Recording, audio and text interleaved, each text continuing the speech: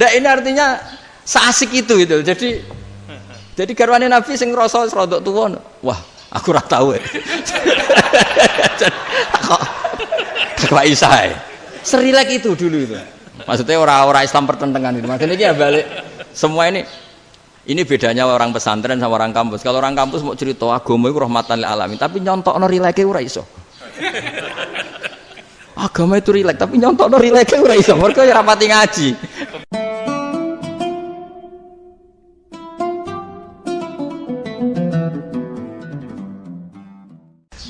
Assalamualaikum warahmatullahi wabarakatuh. Bismillahirrahmanirrahim. Rabbi shrah li sadri wa yassir li amri wa hlul 'uqdatam min lisani. Allahumma shalli wa sallim ala sayyidina Maulana Muhammadin wa ala alihi wa sahbihi ajmain. Amma ba'du. Ini yang saya hormati pertama, pengatur saya ini Profesor Dr. Haji Maskuri. Yang cara ngomong enggak kayak profesor tapi kayak jurkam. Jadi kalau ciri utama akademisi itu kalau ngomong itu teduh, datar, runtut, sehingga memaksa orang lain itu menerima karena runtutan logika yang terbangun. Ya, kalau ini ndak, pokoknya kasar gitu, pokoknya orang itu. Ini agak lazim, agak dalam dunia ilmu. Semua wakil rektor, semua yang hadir yang saya hormati, saya seperti yang dikatakan moderator, Pak Sinten. Bapak Anwar, bahwa memang saya tidak boleh terikat sama yang di belakang ini karena ini kayak apa ya, ada satu mazhab yang anak-anak Unisma semuanya harus tahu, teman-teman di Unisma menjelaskan itu tidak lebih baik. Jadi karena seakan-akan belum melakukan. Indonesia itu dulu kedatangan Islam itu tidak pernah dipertentangkan antara Islam dan negara, sehingga diskusi itu sudah salah karena para wali itu tidak pernah mempertentangkan Islam dan keindonesiaan atau kebinekaan. Satu, bahwa para wali itu misinya dakwah, di mana-mana dakwah itu pasti ketemu yang berbeda, mulai beda agama, beda pilihan madhab, beda tradisi, beda kultur. Jadi itu tidak perlu dipertentangkan, tapi malah itu jadi lahan dakwah. Sehingga kita ini kalau diminta diskusi hubungan negara dan agama malah bingung. Memangnya kenapa? Itu seperti dulu zaman P4, saya punya kawan di Jogja, teman saya nulis tafsir Profesor Zaini, itu pernah zaman Pak Erto disuruh sosialisasi P4 di Papua. Apa hubungan Pancasila dan UUD 45? Itu orang Papua jawab, hubungannya baik-baik saja, Pak. Jadi yang unik itu ketika disuruh baca Pancasila, 1 Pancasila, 2 ketuhanan yang Maha Esa. Akhirnya 6 kan? Kenapa Pancasila jadi 6? Yang unik itu ketika ditanya, ini saya melihat langsung di TV 7 itu, Indonesiaku itu. Ada anak-anak kecil ditanya, bendera ini milik siapa? Bendera merah putih itu. Jawabannya apa? Milik sekolahan, Pak. Karena memang milik sekolah. Itu yang tanya itu kaget. Milik sekolahan, Pak. Nah, tentang tema ini mohon dibaca ini langsung start ya, langsung serius karena tadi sudah kayak jurkam tadi, ini yang langsung khas ilmuwan. Ini sebagai penghormatan saya pada Unisma, ini khas keilmuan. Imam Zuhri adalah gurunya Imam Malik. Ya, saya ulang lagi ya, Imam Zuhri adalah gurunya Imam Malik. Halaman 29. Ini langsung start saya baca halaman 29. Dan ini terutama yang para punggawa-punggawa ini. Saya baca ya. Ini teks tidak ada yang saya rubah, memang persis seperti ini. Bismillahirrahmanirrahim. Yaqulu Zuhri, ini gurunya Imam Malik. Fama futiha fil islami fathun qablahu kana a'zama minhu. Innama kanal qitalu haitsul taqon nasu. Falam makanatil hudnatu wa wadu'atil harbu wa amanan nasu ba'duhum ba'da wal taqaw fatafawadu fil hadits wal munazaah. Falam yaklim ahadun bil islami yaqilu syai'an illa dakhula fihi. Walaqad dakhalataini kasanaten mithlu man kana fil islam qabla dzalika au aktsar. Terus ini ngomongnya harus santai, enggak boleh provokatif. Begini, kita tahu dalam perdamaian Hudaybiyah itu poin-poinnya itu semuanya merugikan Islam. Di antaranya adalah jika yang Islam masuk kafir harus dibiarkan karena berarti masuk ke habitat asli. Karena Nabi sebelum jadi Nabi komunitas pokok itu kafir, sehingga kalau Islam masuk kafir kembali ke habitat. Tapi kalau Islam masuk kafir, kafir masuk Islam itu harus dikembalikan karena dianggap bid'ah. Maka kalau kamu dituduh bid'ah itu tenang saja dulu, Nabi itu ya dituduh ji'ta bidinin muhdas, kamu datang dengan agama yang baru. Cuma agak diteruskan wa kullu muhdatsatin bid'ah wa kullu bid'atin dalalah. Jadi orang-orang kafir dulu kalau ngomentari Nabi ya ji'ta bidinin muhdas, kamu datang dengan agama yang baru. Nabi nurut. Semua perjanjian yang merugikan Islam itu Nabi nurut. Tapi Nabi hanya minta satu hal, jangan ada perang 10 tahun. Dan orang boleh seminar, boleh diskusi tentang Islam. Ya ini dengerin betul ini. Jadi saya tidak akan provokatif, ini pakai logika. Nanti bisa dipakai disertasi doktor. Tapi saya minta orang boleh diskusi, boleh seminar tentang Islam. Akhirnya saat itu juga ada orang yang masuk Islam. Di depan tulisan itu belum kering istilahnya. Datang ke situ namanya Abu Jandal bin Suhail bin Amr. Itu datang ke Nabi, ya Rasulullah saya ini mau masuk Islam. Kata orang-orang kafir, ini pertama Muhammad, kamu komitmen enggak sama perjanjian? Kalau kamu komitmen harus kamu kembalikan. Nabi bilang, ya Abu Jandal kamu kembali ke mereka, ke habitat mereka, yaitu menjadi kafir, di komunitas kafir maksudnya. Akhirnya nangis. Sayyidina Umar itu mendekati Abu Jandal, kemudian memberi isyarat supaya ngambil pedangnya. Jadi isyaratnya wong ini baca ora wis. Maksudnya orang-orang kafir. Tapi Abu Jandal nggak mau. Singkat cerita akhirnya kembali ke komunitas kafir. Tapi yang dikatakan Imam Zuhri cara analisis ini nggak bisa pakai provokatif, harus pakai analisis. Innama kanal qitalu haitsul taqon nasu. Yang namanya perang itu menjadikan orang tidak berpikir jernih. Ini poin yang diambil oleh Rasulullah. Kalau dibahasakan Nabi curi kesempatan, masuk Nabi dikatakan mencuri, meskipun itu hanya bahasa ya. Enggak mungkin lah kita bahasakan seperti itu. Saya ulang lagi ya. Kenapa ada perang berkesinambungan sampai tahun ke-8 Hijriah? Mulai tahun kedua ada perang Badar sampai tahun 8 Hijriah itu perang terus. Nabi sama orang kafir perang terus. Akibatnya apa Pak Profesor? Namanya perang itu ya enggak kau bermikir. Pokoknya agar ketemu Islam perang, Islam ketemu kafir perang enggak kau bermikir. Padahal Islam itu bisa diterima oleh akal sehat, harus lewat diskusi, lewat pengamatan, lewat pemikiran, lewat pengendapan berpikir. Makanya Nabi tahu ini masalah besar. Kalau orang perang terus, itu gak kober mikir Islam, tidak sempat diskusi tentang Islam. Makanya Nabi hanya minta satu poin. Oke, perjanjian ini saya turutin semua, tapi saya minta orang kafir semuanya boleh mendiskusikan Islam, boleh seminar tentang Islam. Mereka bilang iya, pada pikiran mereka kan diskusi paling piye. Ternyata betul, ada diskusi. Terus temanya gini, kira-kira bener di Muhammad Abu Jahal. Terus Tuhan Muhammad sama Tuhan Abu Jahal itu keren mana?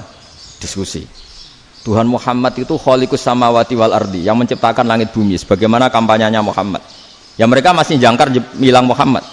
Kalau Tuhan kita, ya berhala itu yang kita bikin, yang kadang rusak, yang kadang kudanan, terus lemutan, pokoknya terus diskusi.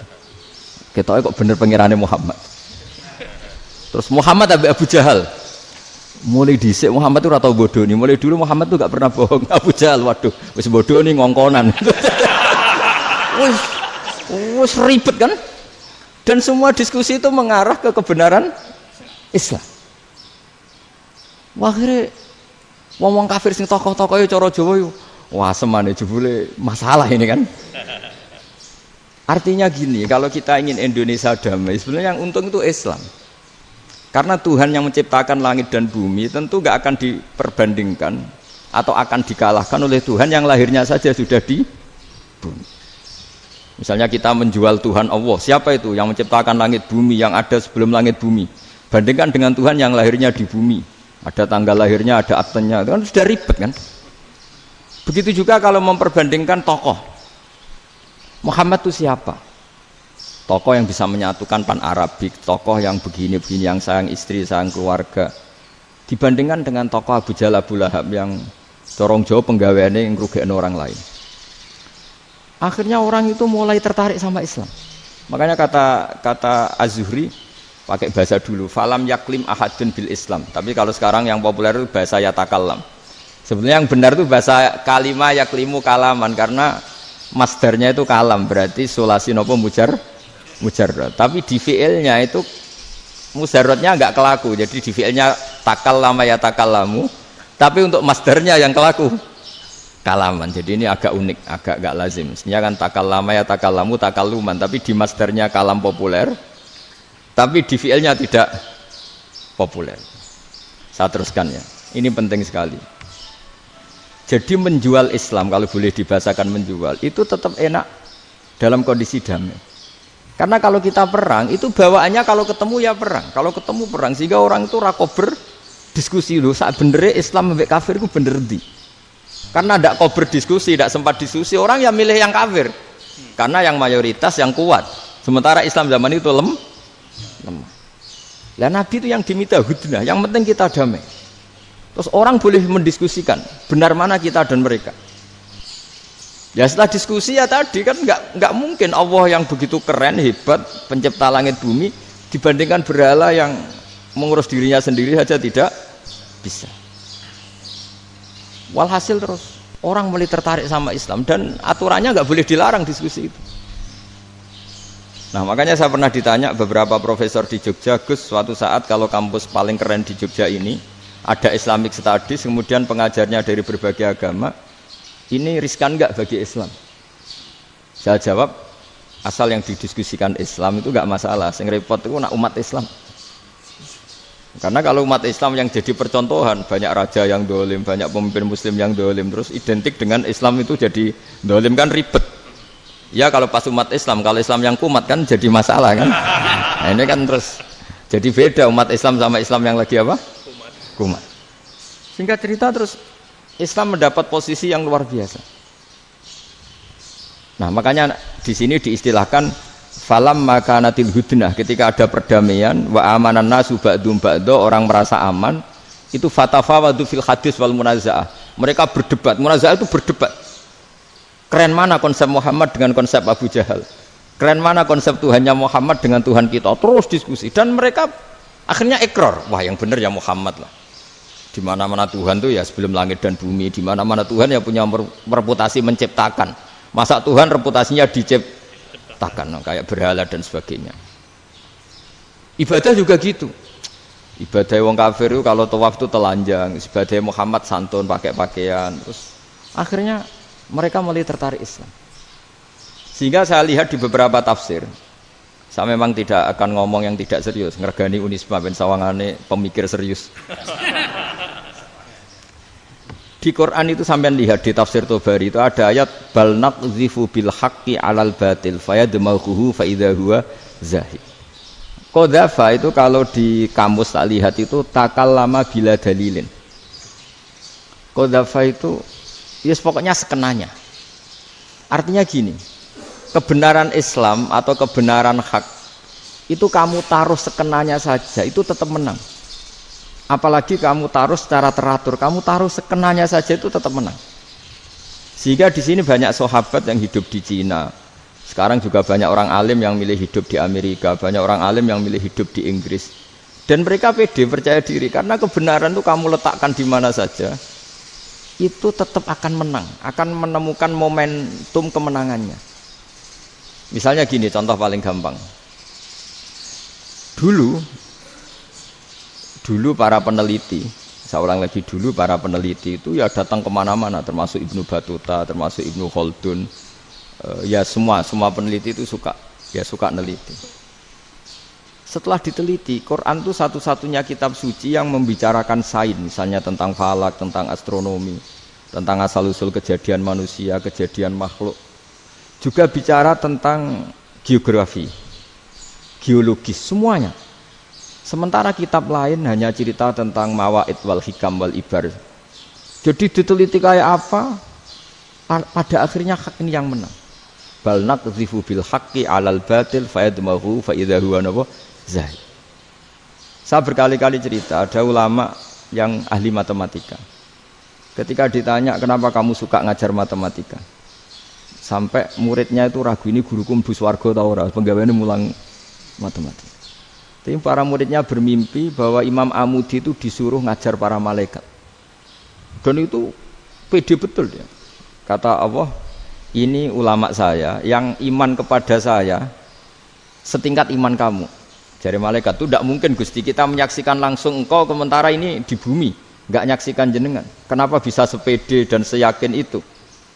Akhirnya Imam Amudi disuruh ngajarin matematika. Jadi Anda kalau profesor itu nanti harus sempat ngajari malaikat, itu baru benar-benar profesor. Jadi nanti di akhirat ngajari siapa? Malaikat.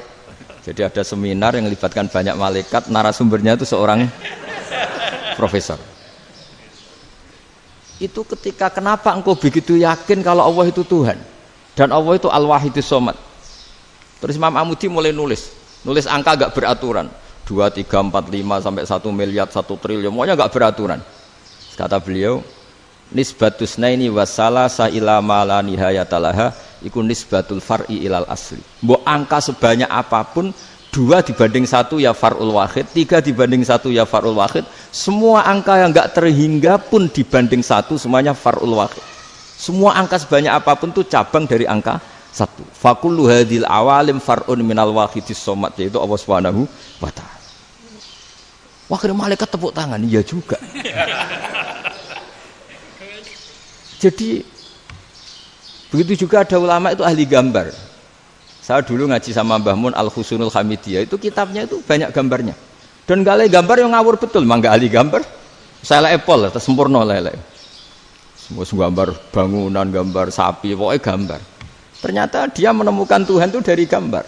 Gambar serapi ini atau seruwet ini sama. Gambar rapi sama ruwet itu sama kalau dalam pandangan tauhid. Dimulai minan nuqtah al-wahidah. Kowe cek gambar sing rapi sing indah, cek gambarmu elek, dimulai dari 1 titik. Dan titik ini nuqtatil wujud, yaitu Allah Subhanahu wa ta'ala.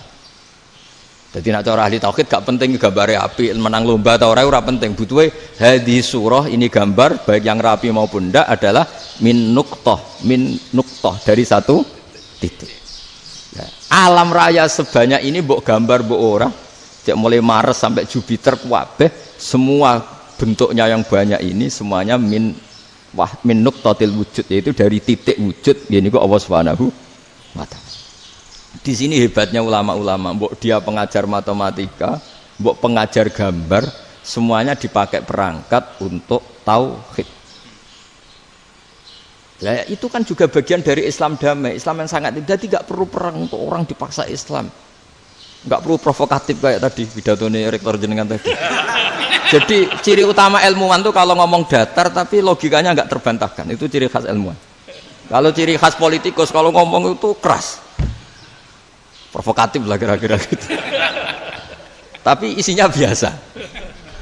Nah, saya berharap nanti semua profesor doktor itu datar tapi isinya kualitasnya bagus ini. Mentes.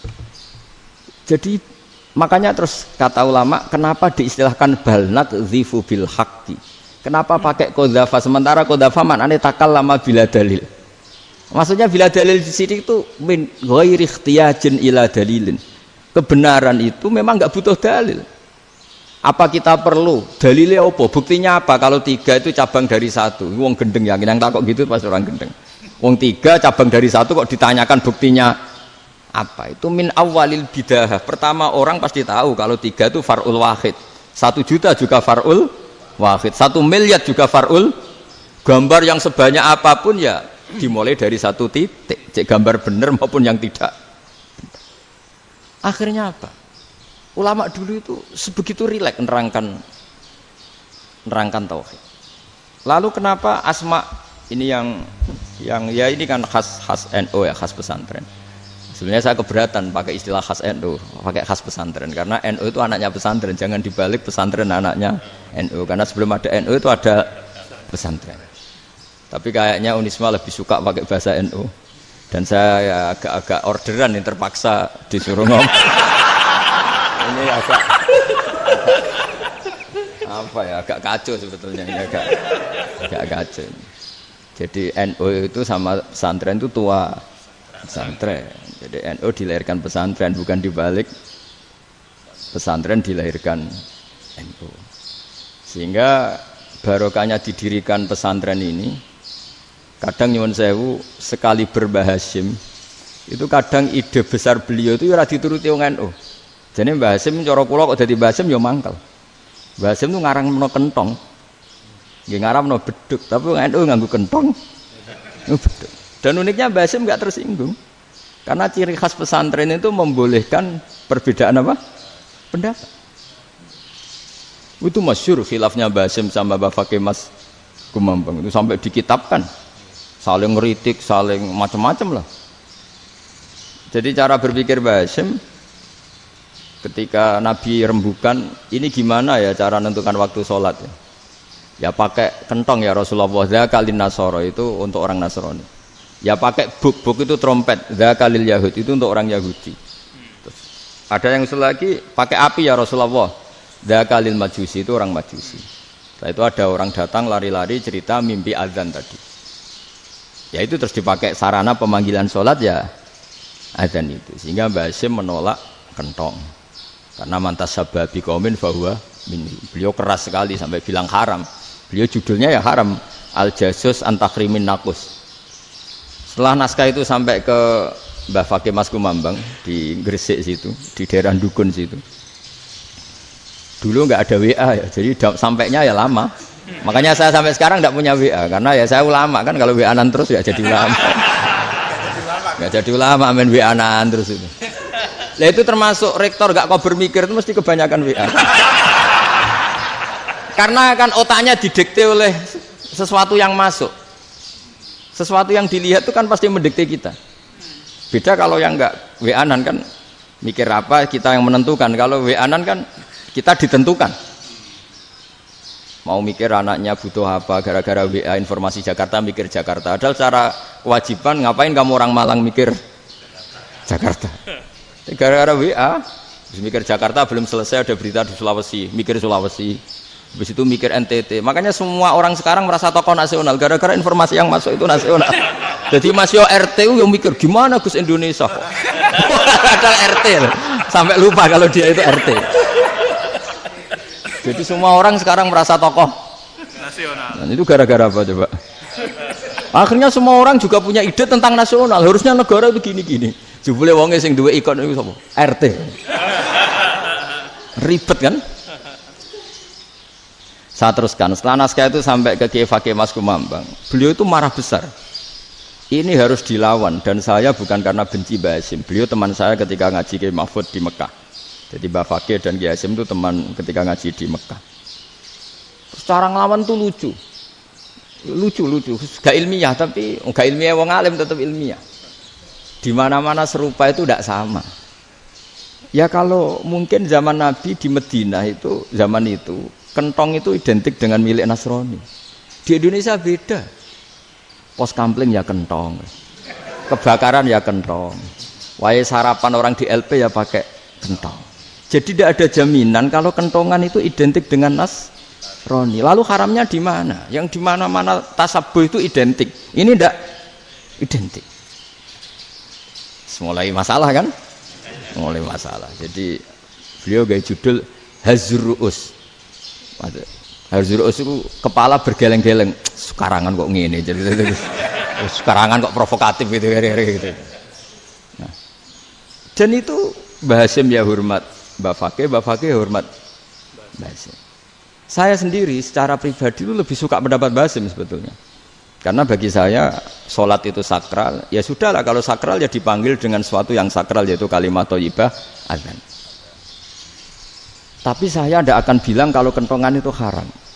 Karena kalau haram alasannya mirip orang Nasrani. Sementara pos kampling ya pakai kentong, ada banjir ya kentong, ada kebakaran ya kentong. Jadi tidak identik untuk misa atau untuk sholat ala Nasrani. Tapi itu dulu ya rileks saja. Dua beliau itu ya saling menghormati, padahal saling kritik. Dan dulu ulama yang beda madhab itu ya saling menghormati. Imam Syafi'i itu kalau sholat di kawasan Masjid Abi Hanifah ya tidak kunut. Ketika ditanya kenapa kamu tidak kunut, sementara engkau berpendapat kunut itu sunat. Ikroman di hadal madhab. Saya sangat menghormati madhab.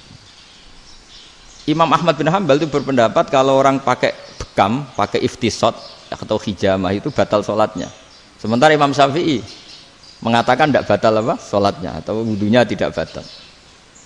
Tapi Imam Ahmad itu ditanya, apa kamu makmum Syafi'i? Bagaimana mungkin saya tidak makmum sama wali kutub seperti Imam Syafi'i?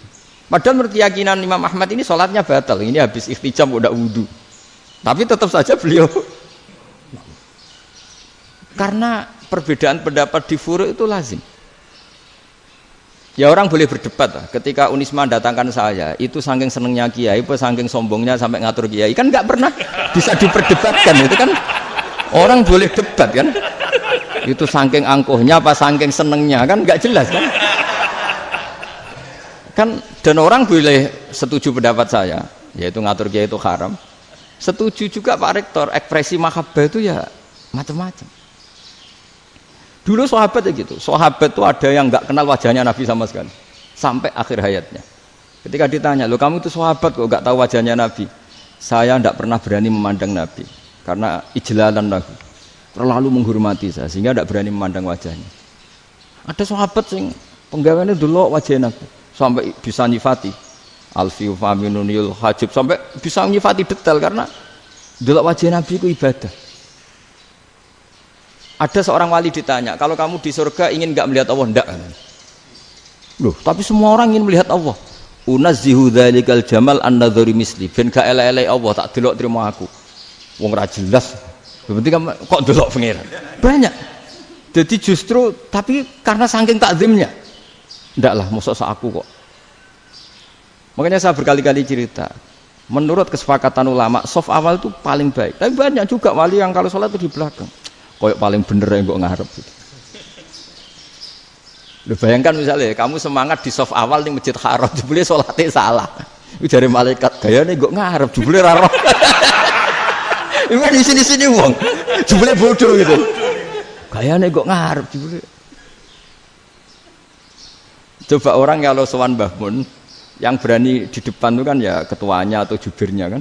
Yang merasa ndak pati pinter-pinter kan mesti di pojokan. Artinya sudut pandang seperti itu ya sah saja, apa? Sah saja. Makanya banyak sahabat yang jarang sowan Nabi, alasannya takut ganggu Nabi. Banyak yang sering sowan Nabi, alasannya seneng Nabi. Yang sowan ya seneng Nabi, yang enggak sowan alasannya seneng. Lu Nabi itu tokoh, punya keluarga, punya anak. Kalau saya sering sowan berarti sering ganggu. Yang sering sowan dia alasan ini khazanah kita harus istifadah. Jadi zaman dulu itu ya biasa, dua sahabat yang satu milih mahabbah itu milih sering sowan, yang satu juga mahabbah milih tidak sering.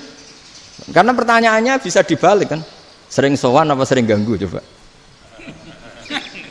Nabi Abedar, assalamualaikum. Nabi nimang cucunya, assalamualaikum. Ayo bener yang sowan apa bener yang enggak kalau seperti itu. Akhirnya terus diatur sedemikian rupa oleh Quran. Walau annahum sabaru hatta takhruja ilaihim lakana khairal lahum. Jadi sahabat kalau mau sowan Nabi ya nunggu di sufah. Kalau Nabi keluar berarti milik publik, sekali masuk ke dalam tidak ada berapa yang berani sowan. La tadkhulu buyutan nabi illa ayyudzana lakum. Kalau soal sampai masuk dalam harus nunggu dipanggil. Karena sekali Nabi masuk dalam itu milik privat keluarga, milik istrinya, milik cucunya, milik keluarganya. Dan Nabi sekali keluar ke ruang itu berarti milik publik.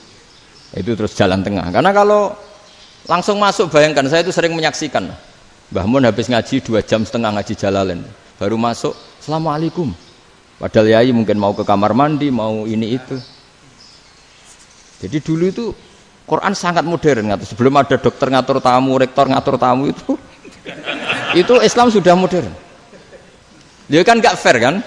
Misalnya saya ke Unisma harus janjian pakai ini. Terus kalau misalnya ke sini selonang-selonang kan lucu kan, mentang-mentang kiai terus juga sowan-sowanan selonang-selonang. Padahal kalau kita mau ke mereka pakai protokol.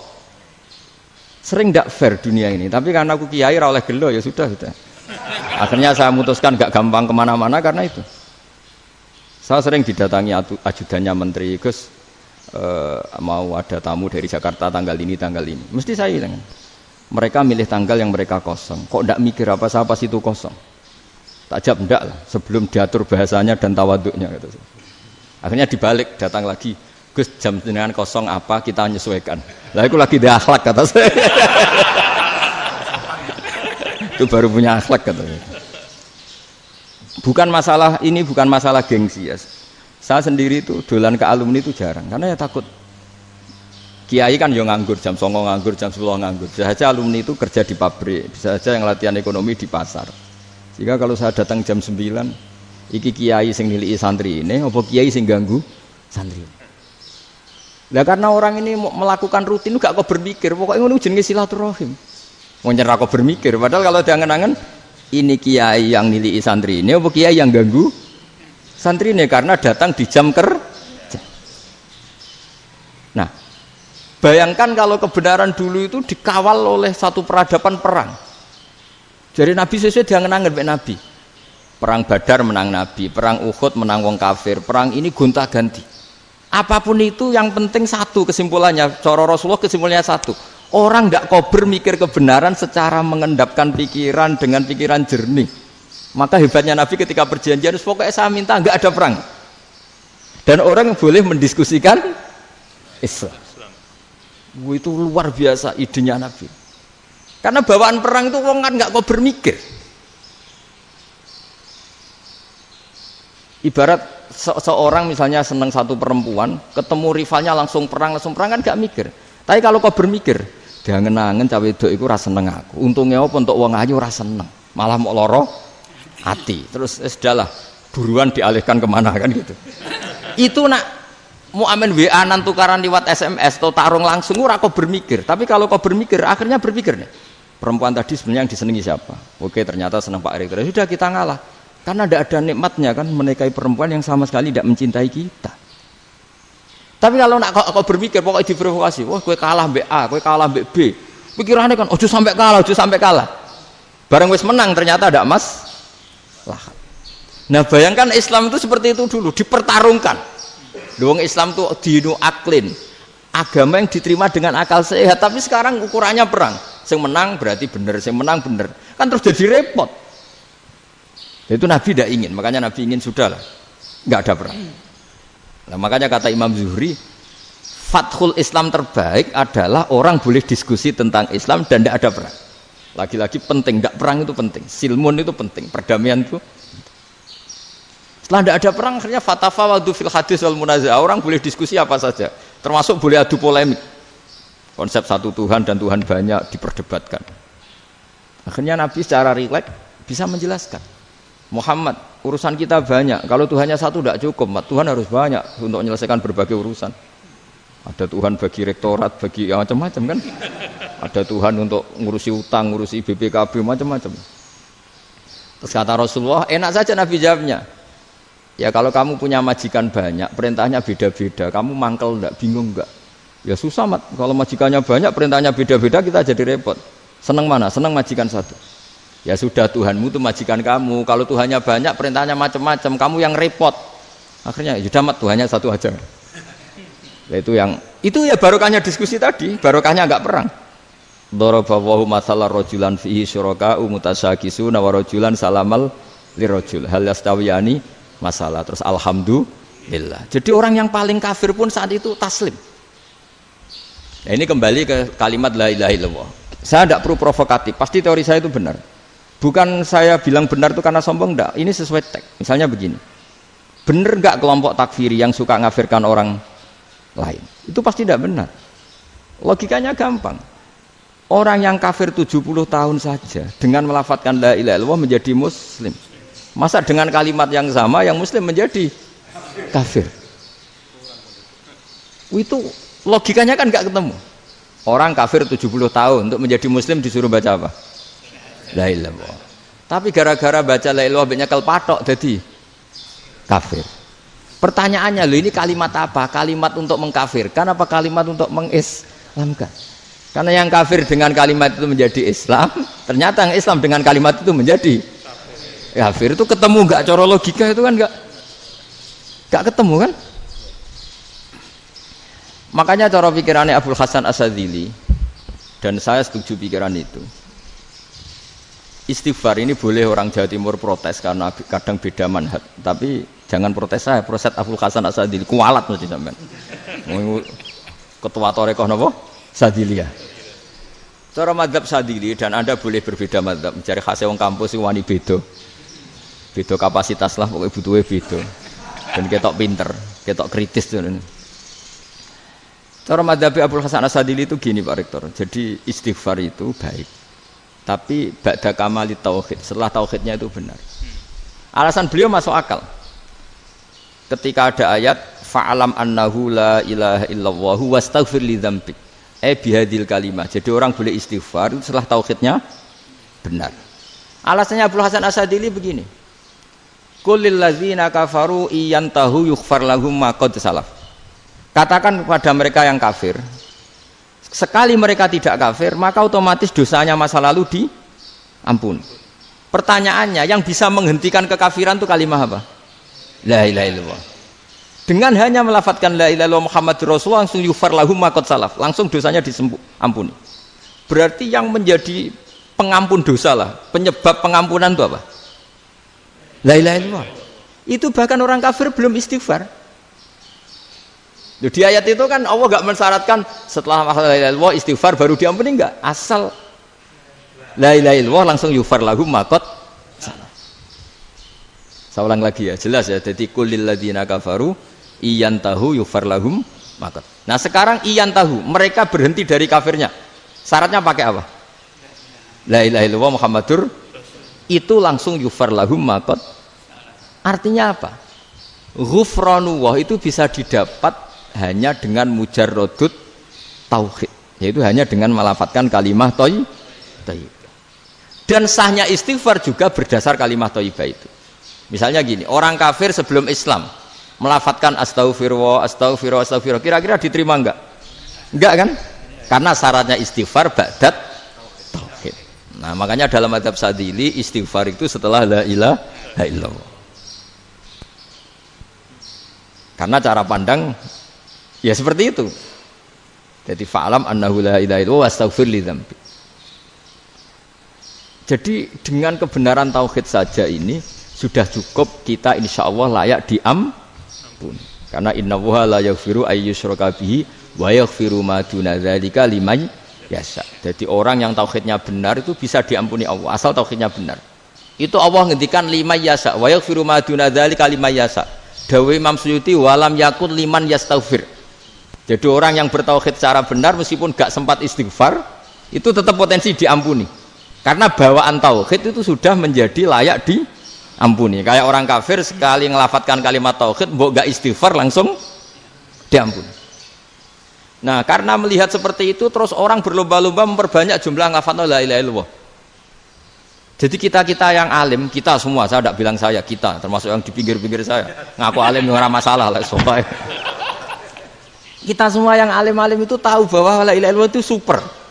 Sudah bawaannya tauhid, juga punya kelayakan diampuni. Nah, kemudian nasib kita agak sial. Malah kalimat ini dituduh bid'ah, dituduh khurafat. Mergo Nabi enggak pernah tahlilan, Nabi enggak pernah. Nabi gak pernah tahlilan, kalau diartikan Nabi ora tau maca la ilaha illallah, nek gak kalimat itu. Nah, ini provokatif ini. Jadi ini sudahlah keanehan-keanehan ini kita terima karena ciri utama wali, ciri utama ulama itu wa udhu fisabili, harus pernah disakiti. Jadi kalau Unisma sakit karo dituduh apa? Dituduh bid'ah itu berarti belum calon ulama. Calon ulama itu wa udhu fisabili, harus disakiti. Jadi kalau kamu disalahpahami itu ya harus santai. Provokatif tadi. Iya, termasuk provokatif tadi. Termasuk diatur tadi. Jadi kalau cara berpikir kan, karena mereka itu memang kalau kita turutin itu memenya itu terlalu, kadang menghujat kita itu. Enak ya jadi KNU, ada orang mati datang, kiainya dapat makan, dapat rokok, terus pulang. Jadi apa? Terus kita kayak tersangka terus. Kita kan kayak tersangka terus. Tertuduh terus. Terus yang orang NU ya memenya juga nggak kalah ekstrimnya. Boleh ya ajaran orang nggak boleh ngasih kiai gitu. Berarti boleh dong ajaran kikir. Jadi memang kadang apa ya? Cangkem elek lah bahasa kasarnya itu.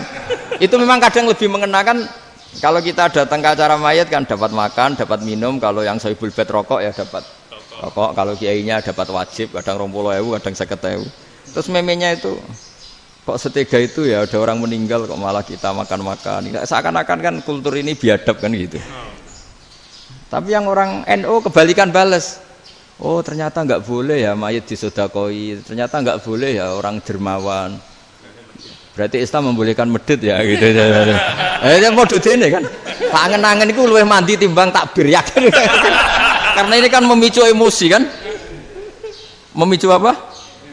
Emosi. Nah, tapi saya kalau disuruh bela mana itu tidak ada yang saya bela. Ya seorang sudah lah kalau mau nganggur saja sudah itu. Ya tapi itu memang apa ya? Itu khazanah Islam. Ada yang kritik, ada yang enggak. Ya itu memang khazanah, ya biasa aja kalau saya biasa. Karena dulu ulama itu sudut pandangnya itu ya seperti itu. Ada yang ulama suka ibadah itu sholat, ada yang milih apa tidur. Sampai Imam Ghazali bilang suatu saat ibadah terbaik di zaman akhir itu tidur. Sholat saja kalah sama tidur kan. Tapi itu loh ya, yang wajib tetap loh, terus kamu gak sholat wajib. Begini beliau mencontohkan itu. Ada orang sholat tahajud terus obsesinya itu ingin hajatnya terkabulkan. Sementara yang tidur obsesinya nikmati rahmatnya Allah, boleh tidur, bisa tidur. Kata Imam Ghazali, timbang kita tahajud terus nuntut pangeran aduk turu katanya. Mergo engko dia akibat terus setan memberi bisikan, "Lho nyatanya kamu tahajud ya gak terkabul." Berarti cerita bahwa Nabi ngendikan kalau doa tahajud mustajab enggak. Daripada ngono ki aduk turu ora tau ndonga Imam Ghazali. Timbang ngabri-abri Islam gitu, timbang ngelek-ngelekin apa? Islam. Jadi ulama itu mulai dulu itu sudah berpikir. Banyak orang menjadikan tahajud, sholat malam itu media untuk hajatnya. Dan kalau nggak kesampaian ini mutung. Nyalahkan kiainya ijazah ramandi. Macam. Daripada ngono ora usah apa? Tahajud turu. Dan jenis kayak ini tuh banyak. Makanya ulama kayak saya itu saya naik dewi itu ya jarak.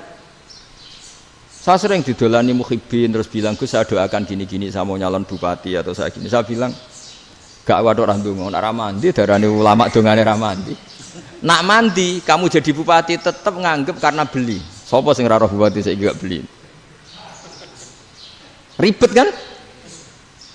Ketika mereka jadi ngunsurkan doa kamu apa karena kemarin beli? Yang beli maksudnya nggak beli nggak usah tersinggung. Jadi ribet ngadepin. Nggak artinya gini loh, boyo doa itu jangan dipakai begitu loh. Kalau minta nasihat, tak nasihati jadi bupati yang baik, gubernur yang. Kalau minta doa itu resikonya. Akhirnya kiai kalau diminta doa ya doa sebenarnya diisinya itu nggak doa kemenangan. Itu nggak selamat gitu. Karena ribet. Makanya Islam itu doa itu setelah iman. Aturan iman benar baru doa. Aturan iman benar termasuk Allah itu yaf'alu ma yasha, boleh melakukan yang dikehendaki. Allah enggak boleh terdikte oleh doa kita, enggak boleh. Ya saya ulang lagi ya, mazhab Hasan Asy'adili ini khas kita. Jadi la ilaha illallah itu didahulukan sebelum istighfar. Tapi kebalikannya mazhab Imam Sanusi itu dibalik. La ilaha illallah itu kalimat yang sakral.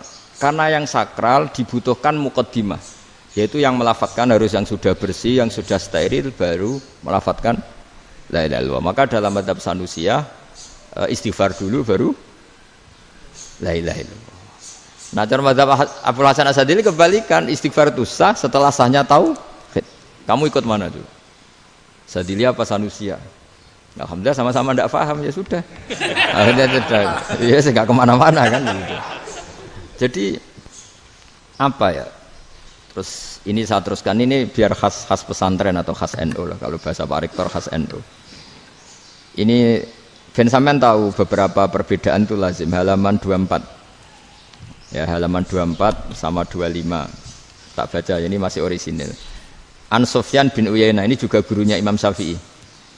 Kata Sufyan bin Uyainah, beliau cerita, kana Isa wa Yahya alaihi masalam ya'tiyanil qaryah. Fayas'alu Isa an syirari ahliha. Wa yas'alu Yahya an khiyari ahliha. Jadi Nabi Isa dan Nabi Yahya itu satu generasi, sama-sama masih muda.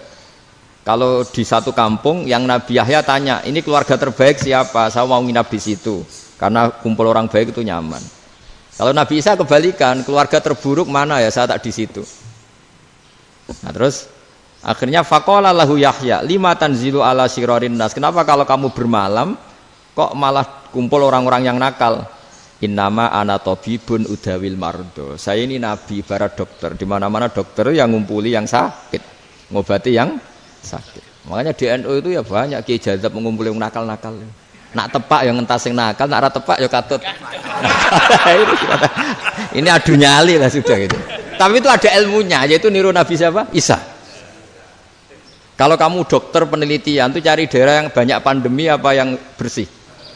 Yang banyak pandemi, karena yang namanya penelitian ya di situ kan. Kalau kamu dakwah ngentas kemiskinan, ke daerah miskin apa daerah kaya?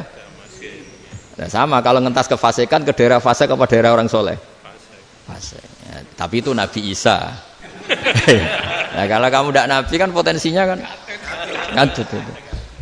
Tapi setidaknya bahwa kita sering disalahkan karena punya beberapa tokoh yang ngancani fasik-fasik, itu sebenarnya ada dalilnya, yaitu Nabi siapa? Isa. Nah, terus masalah tegas dan lunak. Ketika ada mahasiswa misalnya pacaran, boncengan lanang dan perempuan, itu pilihan kita apa? Kalau tegas, terus gak mau mendengar kita. Misalnya gini, contoh gampang, tak beri contoh Pak D. Jangan orang tua, nanti secara fikih itu beda. Nah, ini kan kita orang pesantren, nah, biasa ngaji fikih detail. Kamu Pak D seorang perempuan, mahasiswi misalnya, sering pacaran. Setiap ke situ sama pacarnya kamu diam saja. Padahal kamu dosen keislaman. Mesti pamanaan kamu nyimpulkan, ternyata pacaran itu tidak apa-apa. Buktinya Pak D itu tidak negur, menengai. Ini berarti as-sukut alal mungkar. Tapi kebalikannya, Pak D ini terkenal keras. Nak rono mesti ada aku ponaan. Akhirnya yura rono. Mesti ngerti nak mesti diamuk. Nah, dua orang ini sama-sama gagal kan? Yang lunak menjadikan ponaannya pacaran terus karena enggak negur sehingga dikira membolehkan. Sing keras juga enggak sempat bina wong rono era wani. Akhirnya dua orang ini sama-sama enggak ketemu, sama-sama enggak berkesempatan membina kan? Gagal membina kan?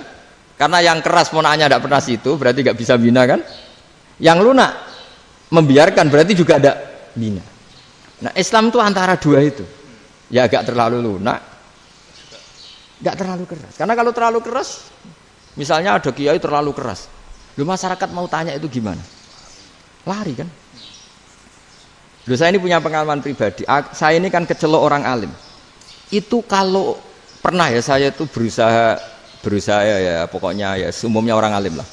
Tenang, terus anteng, enggak gejlok-gejlokan.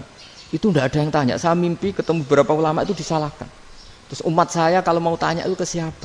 Wong alim wis wibawa, meneng tambah banget wibawane. Bala Qur'an sering gojlok rektor macam-macam. Terus wong wanita kok, saya biasa ke pasar pandangan dicegot orang.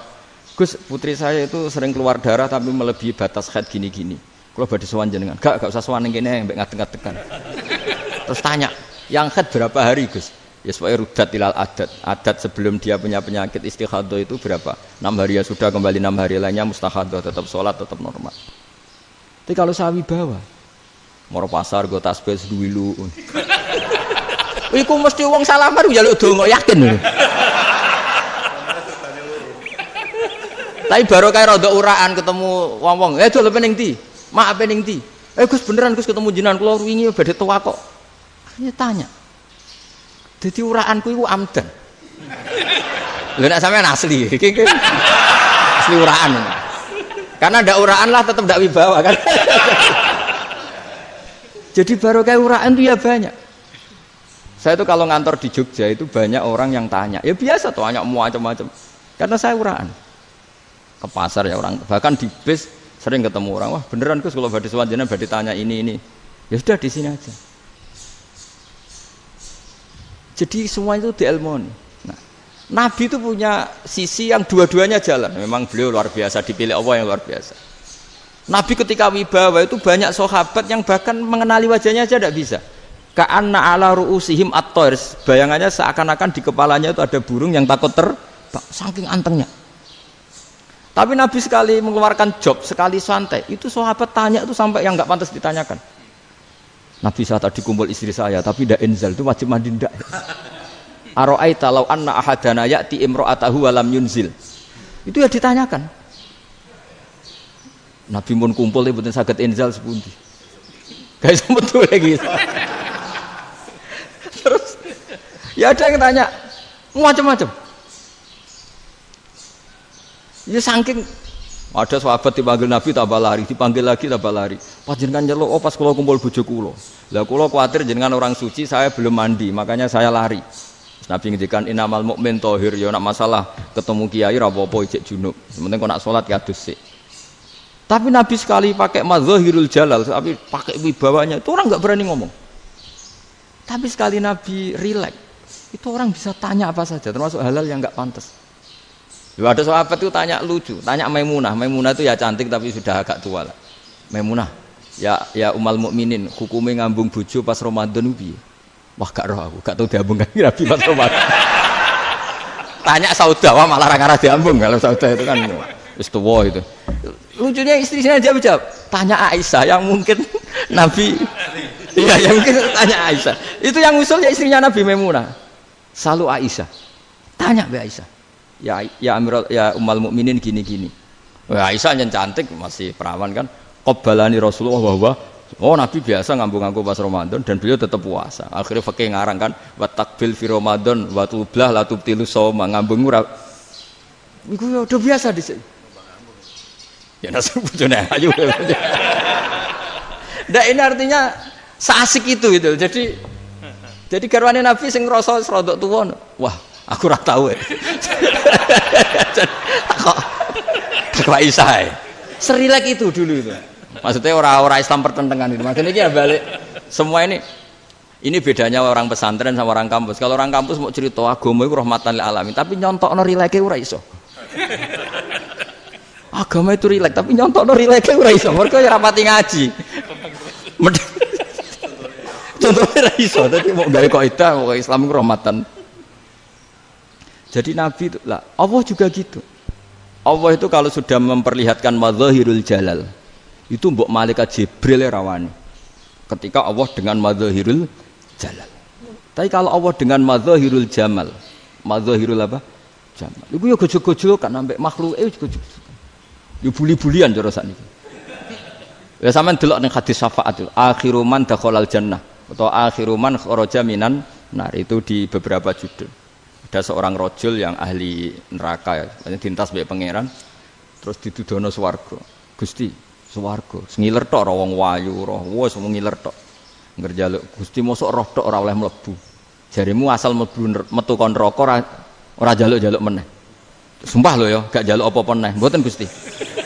Sekali saya keluar dari neraka ndak akan minta apa-apa lagi. Wis. Wallahi, wallahi. La as'alu ghairaha. Mesti ghaira khoslah, ghaira tilkal khoslah. Ya niku pokoke selain keluar dari neraka saya ndak akan minta lagi. Didono swarga wong do kelon seruwibet kan. Sing bojone elek kan dendam dadi ning swarga iku. Swarga iku wis macam-macam. Gusti mosok roh tok ora oleh mlebu. Jarine janji ra njaluk meneh. Akhire ya wis didelokno neraka. Jadi pangeran jawabe gampang, didelokno neraka. Roh neraka begitu menyakitkan, begitu ngeri. Sudah Gusti saya tidak minta surga, sementing enggak masuk neraka. Rabbana srif anna adzab jahannam. Setelah lama itu diadepno swarga njuk mlebu swarga, terus diadepno nang neraka. Akhirnya ya sudah. Saiki mlebu swarga gak apa-apa. Iku jawabe lucu. Atas tazyub jenengan ngenyek kula. Wong karuan ra ahli swarga kok mlebu swarga. Terus akhirnya mlebu swarga, kan mlebu swarga tamanna, sangen-angen sing mbok jaluk apa? Orang angen-angen yang indah-indah, laka wa asratu amsal. Ya siku tak turuti wa asratu amsalih lan lipatan ke-10. Jawabe wong lanang ya lucu. Atas taziubi wa anta rabbul alamin. Jenengan pangeran kok ngenyekan. Maksudnya wis karuan aku ora pantes. Terus jare pangeran, La astazi'u bika walakinni ala ma asya'u qadir. Aku gak ngenyek kowe, pancen aku pangeran. Nuruti kowe iku iso. Jadi Allah sendiri ketika dengan madzahirul jamal itu malaikat ya ono sing wani bantah. Masyhur itu kan malaikat sing bantah pangeran ataj alufia mayufsidu fiya wa yasfikut. Karena Allah dengan madzahirul jamal. Yang paling masyhur Nabi Musa. Nabi Musa itu ketika Nabi Mi'raj. Nabi Mi'raj itu beliau kira-kira di langit keempat lah yang masyhur atau kelima. Ngelangkai. Nabi Musa nangis, "Ya Rabbi, ini apa-apaan? Orang sing ja'a ba'di kemudian melangkai makom saya, ini apa-apaan?" Dan Nabi Muhammad kan apapun hebatnya kan junior. Kok melangkai makom saya ini apa-apaan? Enggak fair. Sampai Nabi Muhammad itu tanya gini sama Jibril. Reaksi Allah gimana ketika melihat Musa seperti itu? Jawab malaikat Jibril lucu. Ya rohidatahu, Allah sapal gayane Musa, biar. Ini lucu. Ya dibiarin aja sama Allah. Tapi wong jenenge Nabi Musa itu kekasihnya Allah. Tetap berkah bagi kita. Betul. Ketika setelah Mi'raj diwajibkan sholat 50. Gentenan Nabi Musa kelihatan nabinya. Sebenarnya Nabi Musa itu sebetulnya loh, enggak nguntungkan kita sebetulnya. Tapi yang nguntungkan. Sebenarnya enggak niat nguntungkan kita, tapi nguntungkan. Nabi Ibrahim kan di langit ke-6, keren lah. Konti jong ketemu Allah ngeten-ngeten kan salat 50. Karena Nabi Ibrahim terkenal Nabi baik enggak bantah. Bareng Nabi Musa. Kenapa diceluk pangeran? Kula kan salat ping 50. Inna ummataka la tutiku dalik. Wah, gak kuat umatmu. Serai-rai gak umatmu ora ngarah kuat 50 rokaat. Tapi sebenarnya Nabi Musa itu niatnya bukan membela kita. Fa inna ummati la umatku sing gagah-gagah ra iso meneh umat. Berarti sebetulnya beda. Sebetulnya ya itu masih pakai gengsinya sebetulnya. Wes ngono-ngono lah sementing kita untung. Sebetulnya dia itu enggak terima wong umat saya aja yang lebih kuat. Enggak kuat apalagi umatmu. Lah terus sebutin irji ila rabbika fas'alhu takhfif. Itu berarti Allah dengan madzahirul jamal. Sudahlah, datang ke Allah minta keringanan. Allah itu baik. Minta, ambek Allah ya diringana mau 5 tok, jadi cek 45. Balik ke Nabi Musa, piro 45, cek ra kuat umat. Wong umatku ra kuat, jadi sebenarnya dia bilang umatku ra kuat. Lho cara Nabi Muhammad model wong Malang, yo beda umatku mbek umatmu. Ribet kan? Beda. Lho Nabi Muhammad kan enggak seperti itu kan? Enggak punya akhlak Malang kan, akhlak. Maksudnya akhlaknya mujur itu loh, akhlak yang baik gitu. Ya akhlak yang mujur, bukan yang Malang gitu. Jadi Nabi ya manut. Tinggal 40 kan, dikurangi lagi 35 sampai 9 kali kan, masyhur itu. Ya kan kalau dikurangi 55 kan berarti turun naik kan 9 kali. Itu setelah 5 itu Nabi Musa aja usul, masih ragu. Itu cara Nabi munggah nentek. Ini entek ya. Terus iya ada tuntas betul. Bisa bebas. Terus munggah ado-ado lha opo? Ngapain itu? Akhirnya Nabi Muhammad sudah sampun ya kalimah Allah, saya ini malu sama Allah Musa. Sudah 9 kali dan diturutin terus. Jadi Allah kalau dengan madzahirul jamal itu Nabi Musa biasa nego sama Allah. Tapi ketika Allah dengan madzahirul jalal itu Nabi Musa enggak berani. Yaitu di hadisus syafa'ah. Hadisus syafa'ah ketika manusia datang ke Nabi Adam, ya'tuna Adam. Ya Adam anta abul basar ngene isfa'li ana inda rabbik. Kamu saya minta mensafaati kita. Nabi Musa, Nabi Adam inna rabbi qad ghadibal yawma ghadaban lam yaghdab qablahu mislah wa la yaghdab ba'dahu mislah. Ini Allah sedang murka besar dan tidak akan murka seperti ini lagi. Sudah saya tidak berani, nafsi. Nabi Ibrahim enggak, termasuk Nabi Musa ketika itu agak berani. Karena Allah dengan madzahirul jalal. Itu Nabi Musa enggak berani. Sudah saya sendiri itu pernah salah. Yaitu saya membunuh seseorang yang enggak disuruh oleh Allah membunuh itu. Yang pas jotosi orang Kipti. Akhirnya datang ke Nabi Muhammad. Pas ke Nabi Muhammad Allah dengan madzahirul jamal. Dengan madzahirul jamal sampai Kanjeng Nabi ngendikan analah saya akan memintakan syafaat kalian. Terus fa ahmadu rabbi bima hamida allamaniha rabbi. Saya muji Allah dengan pujian-pujian yang orang lain tidak tahu, hanya saya yang diajari, kata Rasulullah. Nah di sini menurut banyak ulama, termasuk kitab yang saya baca, kenapa Muhammad sebagian namanya Ahmadu? Itu dari af'al tafdil, fa Muhammadun Ahmadu min ghairihi.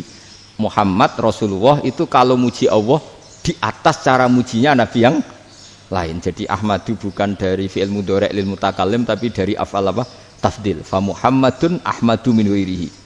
Bahwa Kanjeng Nabi Muhammad sallallahu alaihi wasallam itu cara mujinya Allah di atas pujian para nabi. Makanya di sini Sayyid Ali Zainal Abidin kalau muji hamdal hamidin wa fauqa hamdil hamidin. Jadi pujian saya ini di atas rata-rata cara mereka apa? Memuji. Yaitu sirinya apa? Nabi itu tahu bahwa akhirat itu tidak bisa batasi Allah. Kamu tidak bisa nyemprit Allah. Allah, ini akhirat loh. Amal sudah ada manfaat. Ingat itu. Tidak bisa seperti itu. Allah itu nggak bisa tunduk sama konstitusi yang bernama akhirat. Artinya Allah meskipun di akhirat tetap duwe hak yaf'alu ma yasa atau yaf'alu ma yurid. Nggak bisa kamu terus wah ini akhirat, amal ra iso dikirim wong mati, amal ra iso dikirim. Ya pangeran kok mbok atur. Kalau kita yang mengirimkan nggak bisa, tapi kalau Allah tetap bisa. Makanya ada kiai mengatakan kodok qadar ora iso dirubah, itu kamu. Makanya ada seorang kiai ditanya, kodok qadar iso dirubah sekali dicatat selesai. Jari kiai tadi, tapi nak Allah iso. Dalile apa? Yang huwa ma yasha wa yusbit. Nak Allah ya iso, sing ra iso kan kita. Nah, Nabi itu tahu betul meskipun akhirat itu Allah masih bisa dinego saking baiknya. Akhirnya Nabi sujud, masyhur itu terus, ya Muhammad irfa' ra'sak wasal tuta wasatu safa. Semat sirahmu angkat. Kujo apa tak turuti. Terus semenjak itu Nabi minta apa?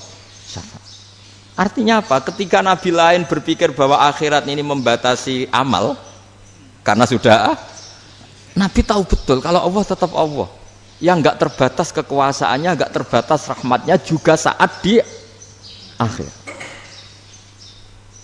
Makanya disebut fa Muhammadun Ahmadu min ghairihi. Makanya wa mubasysyiran bi rasuli ya'ti mim ba'di ismuhu Ahmad. Jadi makanya terus banyak GNU sing macam-macam lah. Sing ono sing potongane wedi terus hati-hati. Niku berarti makome Madhahirul Jalal. Ono sing amen guyon nek makome Madhahirul Jamal. Ono sing ra jelas ngene iki, sing ra jelas. Nak guyu buanter kok nak nangis kok buanter. Jebule urusan utang. Lah ini sudah yang udah. Jadi makanya yang rileks saja. Sebenarnya agama ini santai, rileks karena agama ini harus bifarohin wasururin. Enggak boleh agama ini dibawa dengan kekerasan, dengan antisosial. Karena agama ini harus kul bi fadlillah bi rahmati fa bidzalika falyafrahu, harus senang, harus rileks. Makanya saya jadi kiai itu senang takutnya gini. Sekali saya tidak senang jadi presiden buruk. Ternyata jadi wong alim ora enak, itu contohnya. Sampean merengut terus uripe susah, nanti orang tidak berani jadi orang alim. Makanya saya akan buktikan bahwa saya lebih bahagia dibanding rektor. Nanti orang ingin jadi rektor semua, nggak ingin jadi orang alim. Saya pernah ketemu sekian rektor di Jogja, tanya, Gus, kenapa jenengan bela-belain pesantren sampai segitu? Kan keren kampus NU, sekarang ada Unisma, ada NU Jogja, ada NU Jepara gini. Terus tak bilangin gini, sampai rektornya itu istighfar. Gitu. Saya bilangin gini, ini sekaligus tak kasih tahu ini rektor Unisma ini. Tak bilangin gini, andai kan tidak ada kiai kayak saya itu Islam bisa tutup. Katanya. Kok bisa Gus? Misalnya ada perempuan haid faqal adat. Itu kalau untuk tahu hukumnya haid daftar dulu ke Unisma. Daftar dulu kan? Setelah daftar nunggu pelajaran haid. Baru tahu haid setelah 3 tahun dari masalahnya. Gitu. Tapi baru kayak kiai ketemu saya di jalan, Gus anak kula nu haid ngeten-ngeten mboten normal hukumnya piye? Oh hukumnya ngene dibalekno ning adat. Ora usah registrasi, ora usah daftar. Jadi ya harus ada istighfarnya lah. Unisma juga harus istighfar, semuanya harus istighfar. Karena ada sisi yang nggak mewakili kebutuhan Islam. Tapi saya sebagai kiai juga istighfar. Karena fakta hukum mengatakan yang boleh jadi KUA yang jabat, yang boleh kemenak yang punya gelar. Dan ini yang mengawal Islam secara undang-undang karena mereka yang bikin.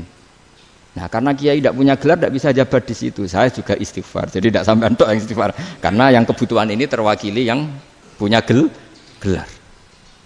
Tapi yang punya gelar juga harus istighfar tadi. Mosok kepen roh hukum khed ngenteni kuliah sik. Ngentek itu aja nanti nunggu guru yang pas mata pelajaran itu. Ya, terus kapan dekne salate wong jawabannya belum ketemu. Tapi baru kayak saya kan ketemu di jalan tanya. Terus saya sering ketemu. Gus, saya ini bapak angkat. Mau nikahkan putri saya, itu gimana itu? Kalau cerita wali sebenarnya anak saya sok. Kalau nggak cerita nggak sah karena saya bapak angkat. Itu banyak. Hanya tak akali ya sudah wali yang sebenarnya taukil pada hakim tanpa diketahui, tapi hakikatnya itu taukil hakim. Itu kan tidak gampang. Nah, tapi kalau tanyanya di kampus registrasi dulu, daftar dulu, baru tahun berapa ada pelajaran itu? Semester 5 baru tahu. Iya kan? Semester 5 ya? Iya. Oh, itu kan. Jadi jangan kira terus sistem Unisma itu yang terbaik di dunia, tidak juga kan? Tidak juga. Dan sistem-sistem yang lain maksudnya ada. Tapi sistem kiai lho, Mbah Mun juga sering pesen saya, kowe kudu seneng pegawai negeri. Piye-piye sing jaga agama pegawai negeri. Kemarin pas acara 7 harinya Gus Roba sama matur itu di depan para kiai. Setelah saya jadi kiai ya itu nyata. Islam di Papua, di NTT yang bawa siapa? Dokter negeri, ya kan? KUA negeri. Barokahnya mereka negeri dijamin negara kan? Barokahnya Muslim berkebutuhan Islam. Akhirnya bikin musola di situ, bikin masjid. Bahkan di Korea Utara itu ada masjid bawaan duta besar, karena banyak duta besar Muslim berkebutuhan masjid. Yang bisa gini itu yang negeri apa yang swasta? Negeri lah. Di sini kiai tidak mewakili semua kebutuhan apa? Islam. Tapi kampus juga enggak, kampus Islam sekalipun tidak memenuhi semua kebutuhan Islam tadi. Masa orang tanya kan nunggu semester berapa tadi? Semester 5 masih daftar dulu. Nunggu pelajaran itu. Payahnya pas ketemu dosennya, wong saya tidak pernah kan ribet kan, dosennya cowok gitu. Jadi sudahlah, makanya ini, iya makanya ini kan bentuk kearifan. Jenengan ngakui fungsi kiai kayak saya itu bentuk kearifan. Saya juga ngakui jenengan itu butuh kearifan. Saya sering didolani KUA itu rata-rata ya didikan kiai. Kompilasi hukum Islam itu banyak ya, janda cantik. Contohnya harus cantik, kalau jelek nggak mungkin terjadi kan. Ada janda cantik kebetulan suka kawin tapi takut zina. Saya ulang lagi, suka kawin tapi takut. Itu seringnya gitu Pak Rektor. Jadi dia kawin bosen, bilang ke KUA, Pak saya sekarang mau nikah sama ini. Loh, tapi kamu mau punya suami. Ya tapi kan nggak tercatat Pak. Itu KUA-nya rata-rata itu nggak berani. Meskipun nggak tercatat karena secara fikih meskipun nggak tercatat tetap dia seorang perempuan yang bersuami. Maka nggak boleh nikah sama orang lain. Jadi coba kalau nyuwun sewu KUA hanya ngikuti hukum formal, yang penting di catatannya nggak punya suami, ya dinikahkan saja kan. Tapi mereka enggak, karena didikan kiai enggak berani. Artinya gini, kalau hanya pro hukum catatan sipil, maka ini dinikahkan bisa karena enggak tercatat. Tapi secara hukum santri enggak bisa dong menikahkan perempuan sing dadi zaujin yang punya suami. Jadi ini barokahnya kerjasama yang baik. Jadi di masyarakat itu tertanam didikan kiai, enggak boleh nikahkan perempuan yang bersuami. Tapi di KUA ngikuti hukum formal. Dan di Indonesia itu KUA itu rata-rata konsultasinya ya sama kiai. Sehingga ya enggak berani akhirnya meskipun aku ya wedi mlebu neraka, Mbak, gak iso. Dan itu banyak. Seorang lagi ya, makanya ini kan pesantren itu enggak boleh mati. Orang kiai-kiai kayak saya enggak jelas-jelas itu harus lebih jelas lagi. Karena ini yang on time, yang online, yang siapa saja bisa tanya. Saya itu SMS saya itu enggak punya HP WA. HP jadul itu SMS-nya tiap hari tak berapa, orang yang tanya dari Kalimantan, dari Aceh. Gus di kampung saya ada masjid 2 itu yang sama, ada yang dari orang perkotaan. Gus di perumahan baru ada masjid, yang Jumatan baru orang 12, sah enggak? Ya langsung saya jawab, sah. Dalilnya ini. Ya sudah, nah, tapi kata Imam Syafi'i gini harus orang 40, itu madzhab Syafi'i, dalam madzhab yang lain gini-gini. Itu kalau tanya rektor itu kan ribet. Masuk ajudan dulu, asisten dulu, panjang.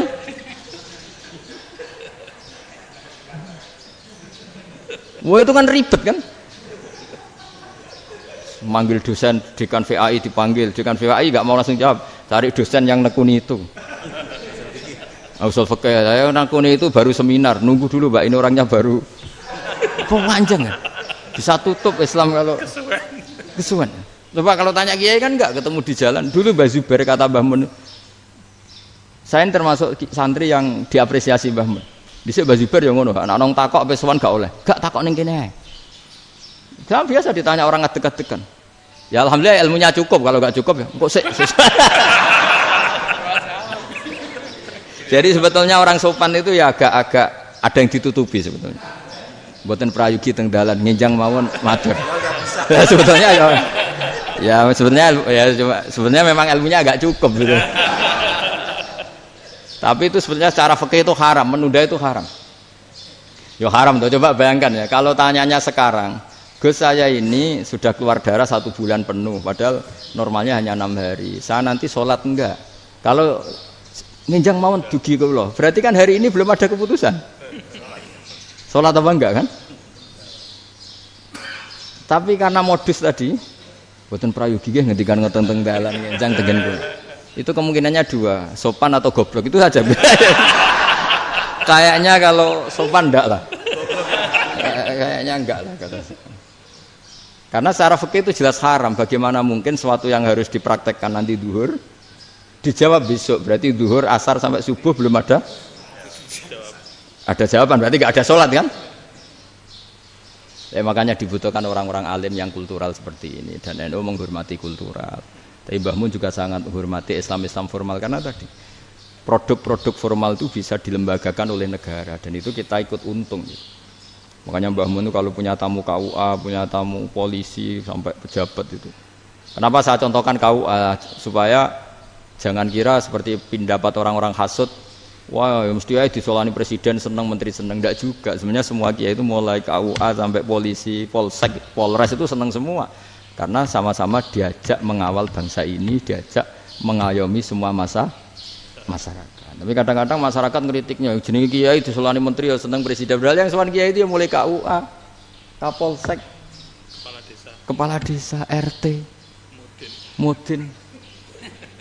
Itu Mudin kalau tanya ya lucu-lucu. Gus kalau nate nyembelih pitik kemanian, pitike go gedhe men. Akhirnya wis ngerti nak kemanian langsung tak sebelah meneh. Terusane ku sak ta ora. Ribet. Ya tak jawab, lah pitike pas iku jek urip ta ora? Terus urip Gus, wis sah cara mazhab Malik kerja urip. Karena itu ada perdebatan antara mazhab Malik dan mazhab Syafi'i. Nah, cara Imam Syafi'i itu agak ketat. Hewan yang punya kehidupan sudah mutharibah, misalnya ayam jago, contohnya harus jago, karena kalau ayam kecil diikhlaskan haram. Jadi yang cilik wae kan gitu.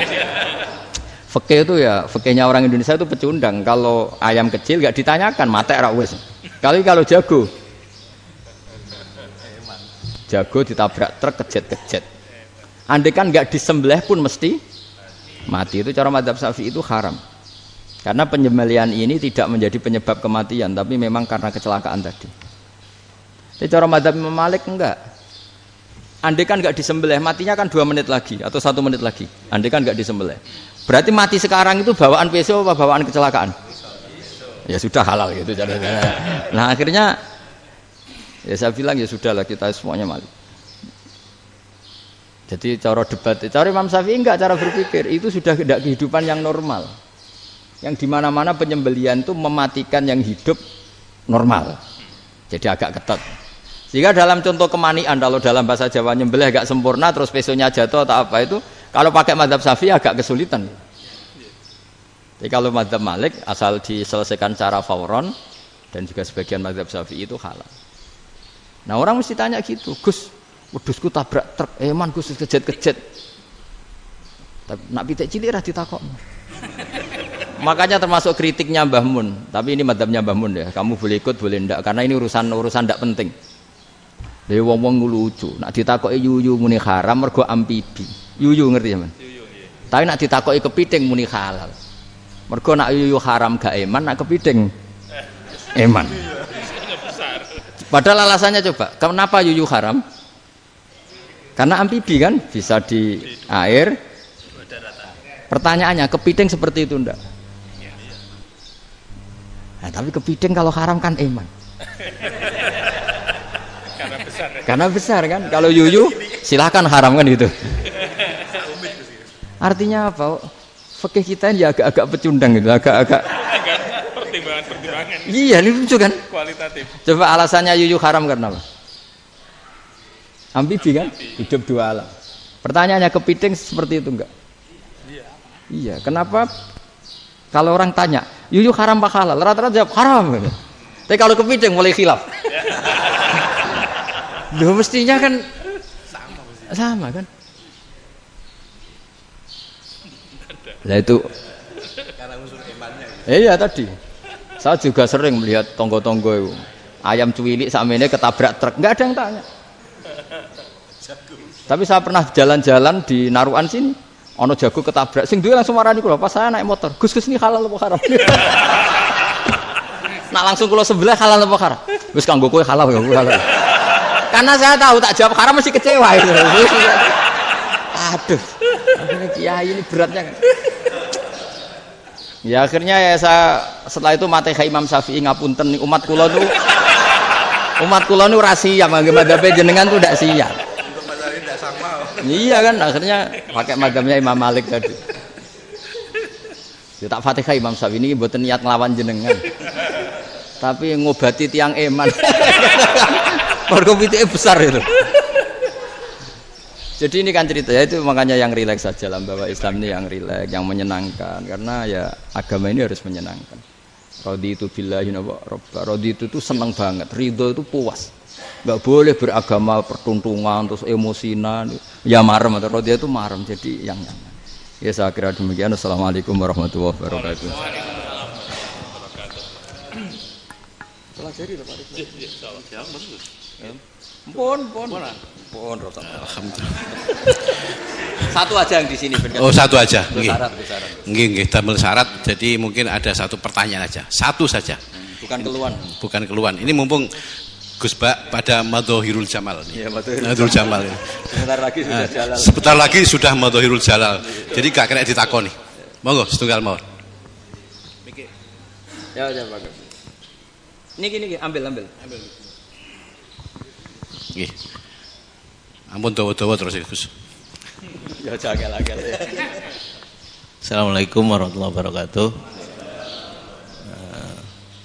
Saya Fadil, alumni Unisma yang kuliahnya paling lama. Masih di jalanan. Gus, pertama saya muhibin jenengan ngikuti 3 tahun terakhir kayaknya.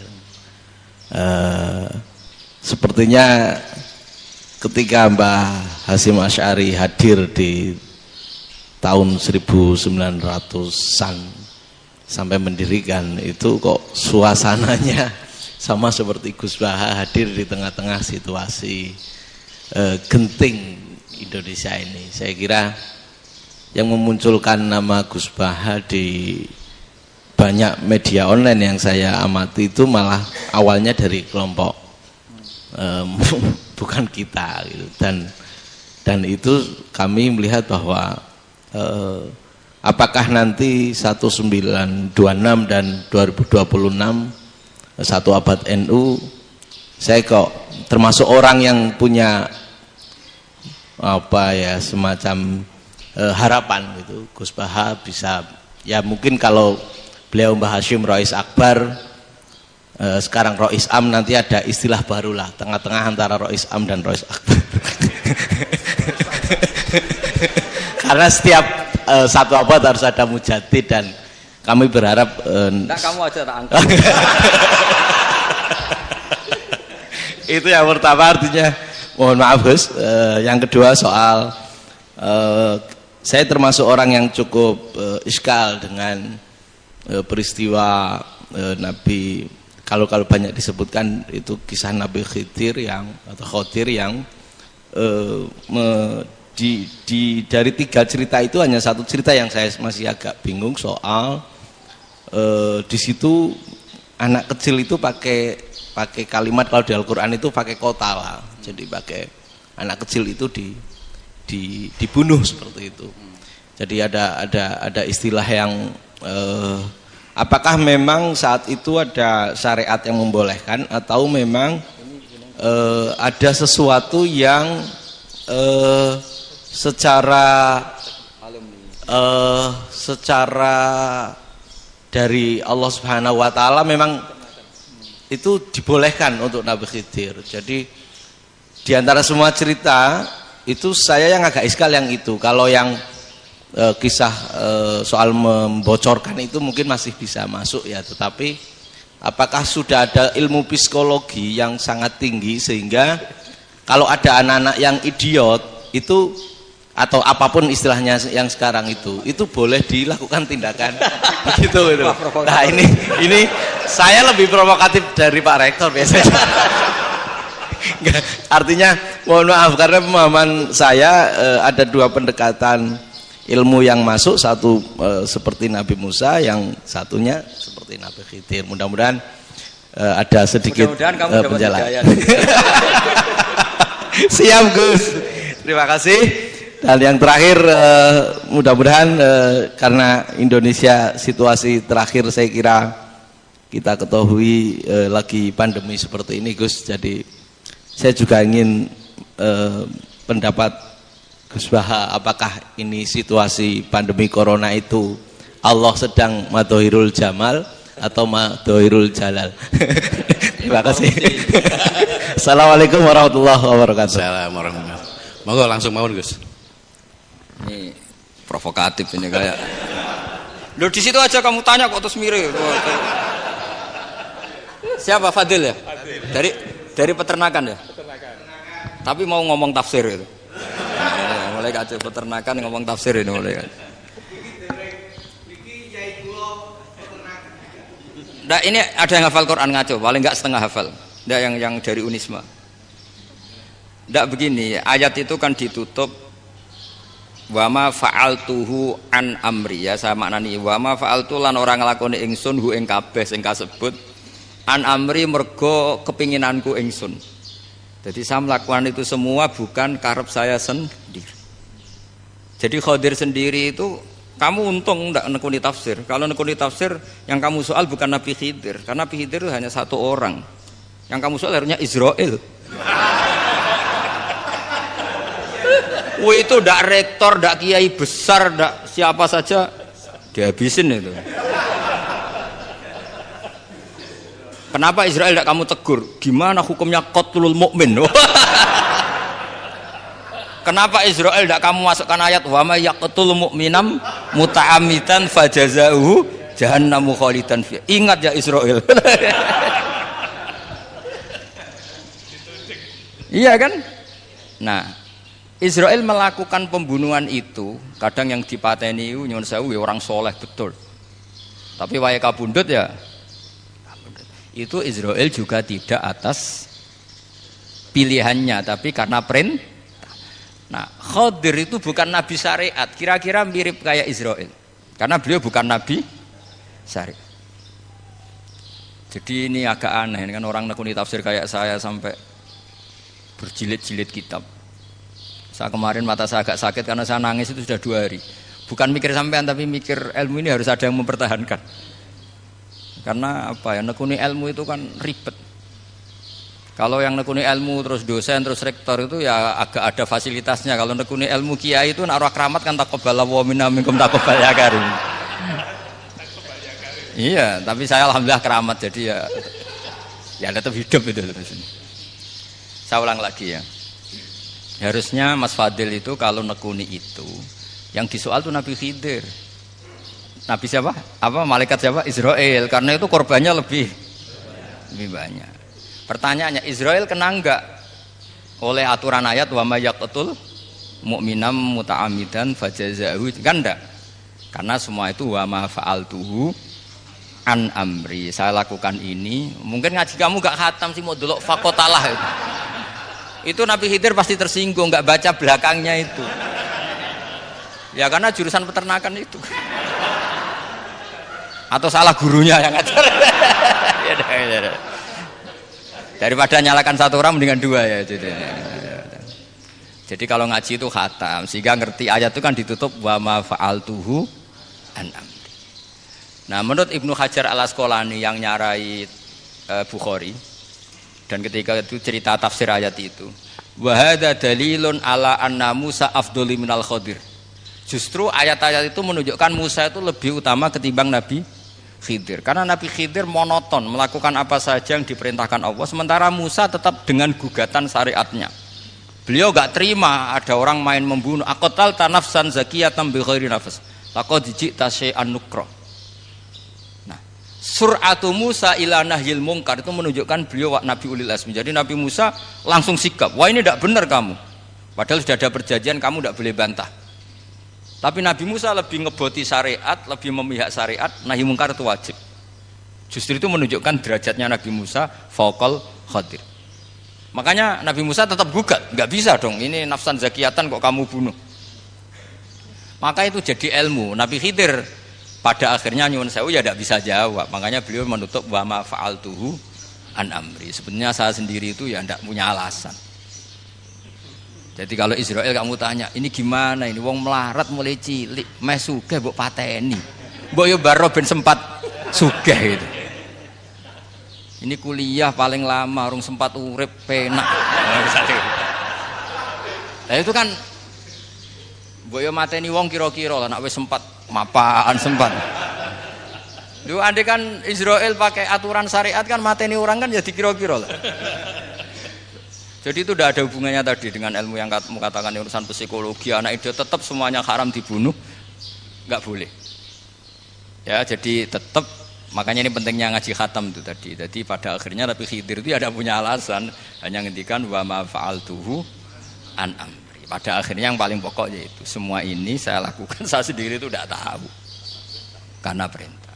Jadi untung kamu gak nyoal Nabi Israel. Kalau nyoal diincem ribet kan. Ini orang tadi pas seminar Gus Bak ngeritik saya. Wah. Jadi itu pinter kamu. Yang kamu soal Nabi Khidir. Jadi enggak itu. Ya kalau nyoal Israel resiko tinggi itu, resiko tinggi. Tapi yang jelas gitu ya, makanya tradisi pesantren seperti ini harus terus karena yang punya tradisi khatam. Saya tuh kalau ngaji kitab tidak khatam tuh tersiksa karena tadi kadang-kadang yang depan-depan tuh tidak jawabannya di belakang ya tadi wa ma fa'altuhu an amri. Dzalika ta'wilu ma lam tasti alaihi sabra. Jadi ya sudah kira-kira seperti itu. Wajar kamu tidak sabar, wajar kamu tidak itu memang saya sendiri sebenarnya juga paham itu. Jadi cara basa Jawa niku wajar saya musakira paham. Jadi aku dhewe ku ya ora paham. Wong aku ya mau nglakoni gitu. Jadi sebetulnya sama-sama ada itu kan. Ini jenis wa ma fa'altuhu an amri. Dah ya? Ya.